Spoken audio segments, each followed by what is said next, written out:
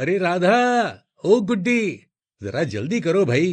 कर तो रहे हैं, जरा भी चैन नहीं है क्या? सुबह सुबह लोगों के नाश्ते का टाइम होता है। मैं अपने ग्राहकों को इंतजार नहीं कराता, समझी? जानती भी हो मेरे पकौड़े खाने के लिए कैसे उतावले रहते हैं। पर आप इतने उतावले क्यों हो रहे हो बापू? मैंने ठेली पर सब सामान रख दिया है। अब जाओ और अपने ग्राहकों को उनकी पसंद के पकौड़े खिलाओ। शाबाश बेटी, तेरे होते हुए तो देर हो ही नहीं सकती। अब जाओ भी, बेटी की तारीफों के पुल घर लौट कर बांध लेना। राजू बाजार में पकौड़ों की ठेली लगाता था। वह तरह तरह के पकौड़े बनाता था। आलू पकौड़ा, गोभी का पकौड़ा, पालक और प्याज का पकौड़ा।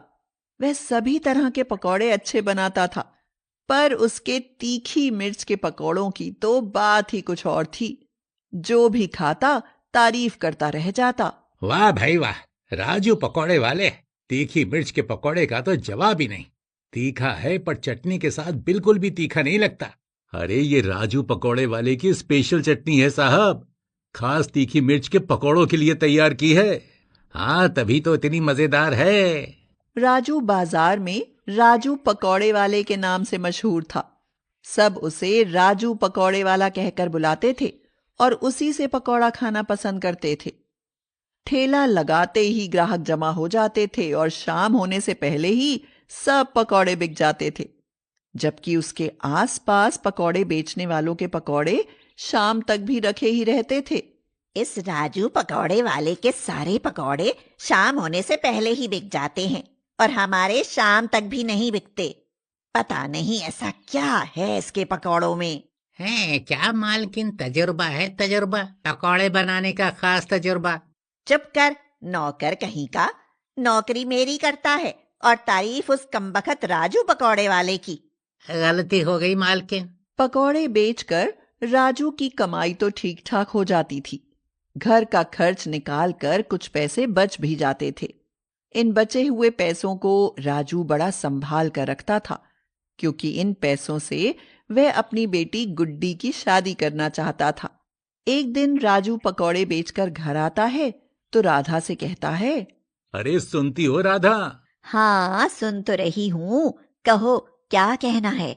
कल गुड्डी को देखने के लिए लड़के वाले आ रहे हैं। गुड्डी को जरा अच्छे से तैयार करके रखना और मेहमानों की अच्छे से खातिरदारी करना। अरे, उसकी चिंता आप मत करो जी, खातिरदारी में कोई कमी नहीं रहेगी। अगले दिन लड़के वाले गुड्डी को देखने आते हैं और गुड्डी उन्हें पसंद आ जाती है। फिर तो खुशी खुशी रिश्ता पक्का हो जाता है। भाई आपकी गुड्डी हमें पसंद है, रिश्ता पक्का समझो। हमारे नवीन और गुड्डी की जोड़ी खूब जचेगी। अब शादी की तारीख भी तय कर लो तो अच्छा रहेगा। 2 महीने बाद कोई भी मुहूर्त देखकर शादी कर देंगे। हाँ, ये भी ठीक है, हमें मंजूर है।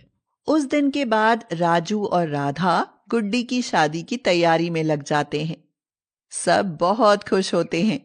गुड्डी के मन में तो हमेशा ही शादी का लड्डू फूटता रहता है, पर भगवान को शायद उनकी खुशी रास नहीं आती। कुछ दिन बाद राजू अचानक बीमार पड़ जाता है और महंगा इलाज कराने पर भी उसकी बीमारी ठीक नहीं हो पाती। आखिरकार राजू की मौत हो जाती है। अब गुड्डी की शादी का क्या होगा जी? आप तो बीच मझधार में मुझे छोड़कर चले गए। बापू, लौट आओ बापू, हम तुम्हारे बिना नहीं जी पाएंगे बापू। राजू की मौत के बाद लड़के वाले कुछ दिन तो चुप रहते हैं, मगर फिर एक दिन राजू के घर आकर राधा से कहते हैं। हम चाहते हैं कि अब गुड्डी और नवीन की शादी कर दी जाए। हाँ, जो होना था वह तो हो गया। अब बच्चों की शादी में देरी करके क्या मिलेगा? पर भाई साहब ने हमसे जो दहेज देने का वादा किया था वह तो पक्का है ना? पूरे 10 लाख नकद देने की बात हुई थी उनसे। हाँ, मुझसे तो ऐसी कोई बात नहीं हुई। मुझ गरीब के पास तो बस सूखी लड़की है बहन जी। बहन जी गई भाड़ में। अपनी सूखी लड़की को अपने घर में बिठा कर रखो, हम चले अपने घर। हाँ, यह शादी कभी नहीं हो सकती। हाँ। यह कहकर लड़के के माता पिता निकल जाते हैं और राधा के कानों में उनकी बातें गूंजती रहती हैं। राधा की आंखों से आंसू फूट पड़ते हैं और वह चक्कर खाकर गिरने को ही होती है, मगर तभी गुड्डी उसे संभाल लेती है।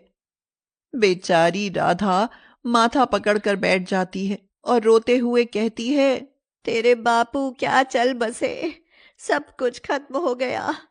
2 पैसे का धंधा खत्म हो गया और अब तेरी शादी भी टूट गई। निर्दयी भगवान को पता नहीं हमसे क्या दुश्मनी है गुड्डी। तुम खुद को संभालो माँ, बाकी सब मैं संभाल लूंगी। शादी तो अभी मैं करना भी नहीं चाहती, क्योंकि बापू की जगह अब मैं पकौड़े बेचूंगी। पर तुझे तो केवल तीखी मिर्च वाले पकौड़े ही बनाने आते हैं बेटा। मैं वही पकौड़े बेचूंगी माँ।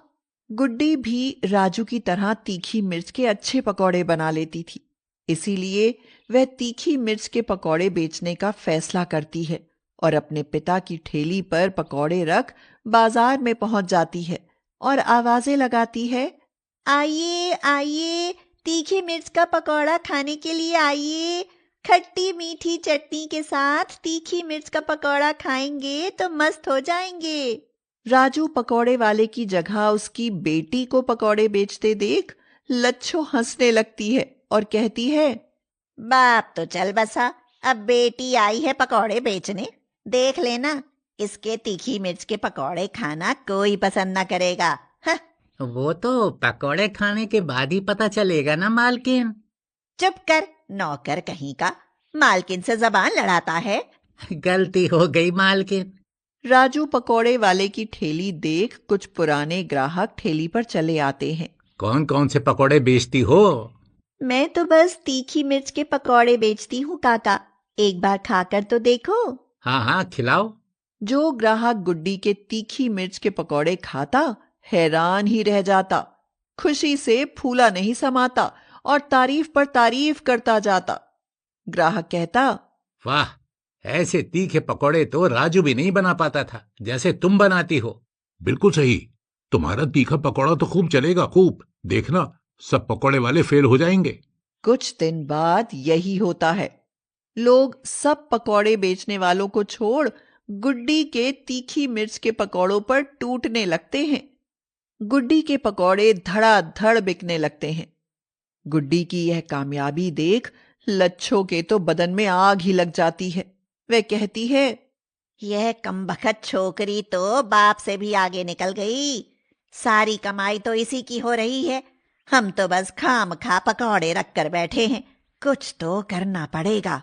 जो करना है जल्दी करो मालकिन, नहीं तो ना आप मालकिन रहेंगी और ना मैं नौकर। चुप कर, नौकर कहीं का, वो दिन कभी ना आएगा। एक दिन गुड्डी ठेली छोड़कर नल से पानी लेने जाती है तो लच्छो का नौकर चुपके से उसकी चटनी और पकौड़ों पर कोई दवा छिड़काता है।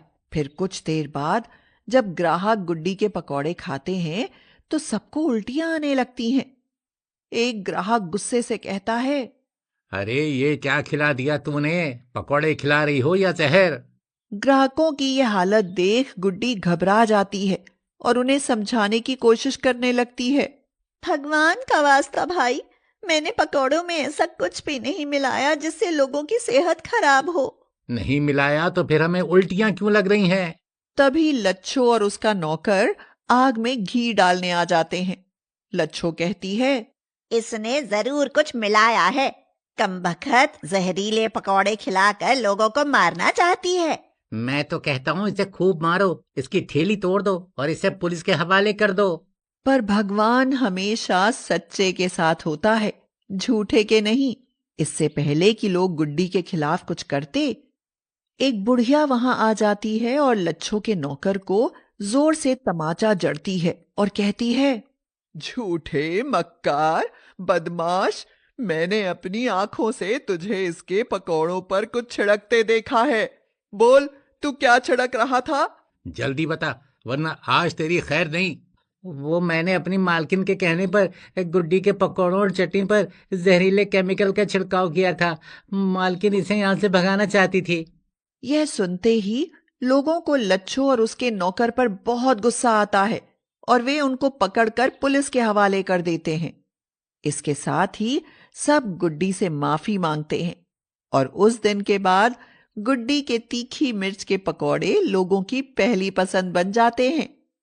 जल्दी ही गुड्डी अच्छी कमाई कर लेती है और एक अच्छे युवक से शादी करके अपना खुद का रेस्टोरेंट खोल लेती है।